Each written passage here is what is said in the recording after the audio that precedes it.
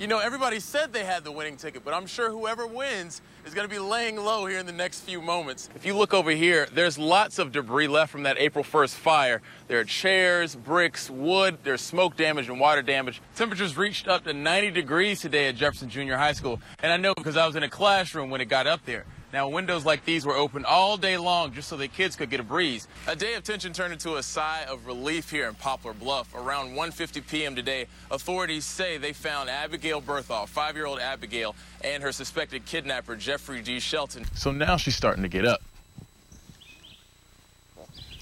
But we continue to watch her so she doesn't hurt herself and isn't hurt by anything else. They say that 2 suspects forced their way into a home around 11 p.m. They then forced victims to the floor and held them at gunpoint. While the most recent charges against Smith are still pending, church members of First Baptist in Silver say they've still got their pastors back. This is one of the many tools inspectors will use to check for clarity. A dish with a black dot. If the dot can still be seen, then that shows that the pool is clean and clear.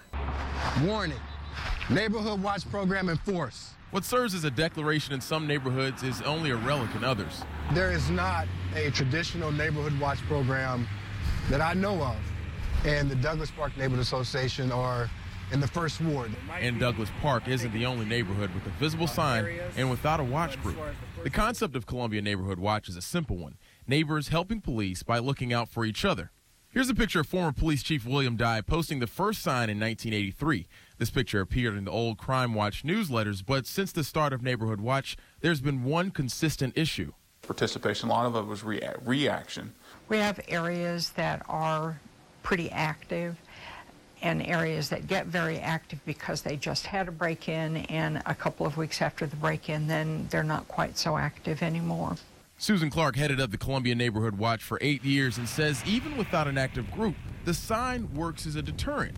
People who come into the neighborhood thinking they might do some sort of vandalism or theft might think twice if they know people are being watchful and may report them to the police. But, you know, the sign does not work by itself. The sign's basically to remind you of the concept.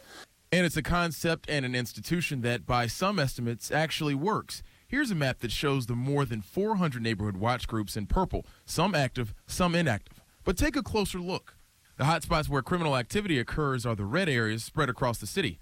A crime analyst for the Columbia Police Department says this isn't a definitive judge of effectiveness, but as you can see, crimes are occurring in places where the watch groups aren't. To have a neighborhood watch program, I think what that means is the community actually is engaged, that they care, that they're connected. Neighborhood Watch works best when the citizens get involved, when they take it upon themselves to communicate, educate, you know, and just to be active in the neighborhood watch programs. And as Columbia Neighborhood Watch looks forward to increasing size and communication with members, one need only look back to see evidence of how citizen involvement can continue to help in that cause.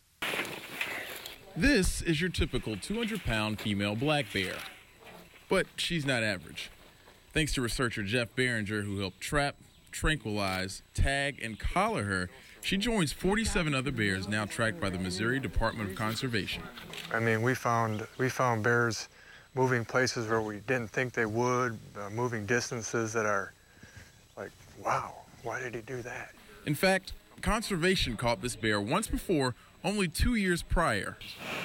While she sleeps this time, the scientists check her teeth, playing dentist. They also check her weight.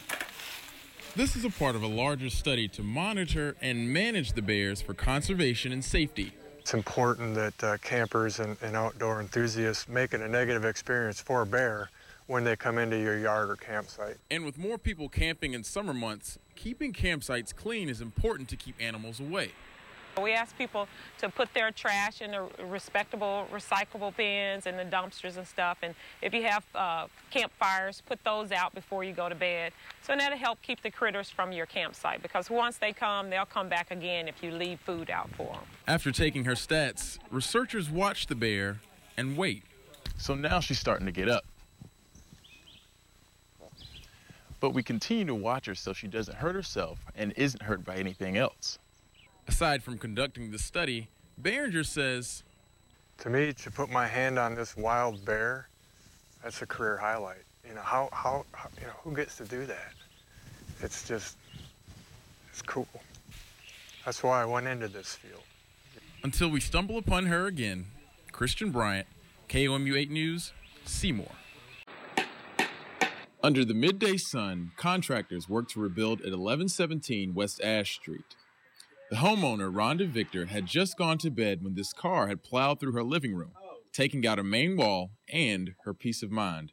The sound of her voice, just hysterical. I mean, she couldn't talk. She was, she was mumbling. The only thing she could really spit out was, "Can you come?" And, it wasn't a question, so we got here as soon as we could. Police say someone lost control of their car and crashed into the house, but the driver ran away from the scene, leaving his car and remnants of the destruction. Still, more important things remain. She kept asking, "What am I going to do now?" And I told her, I said, "You're here, and that's all that's important." And in a day's time, where there used to be a gaping hole, there's already efforts to make the house whole again. Christian Bryant, KOMU 8 News, Columbia.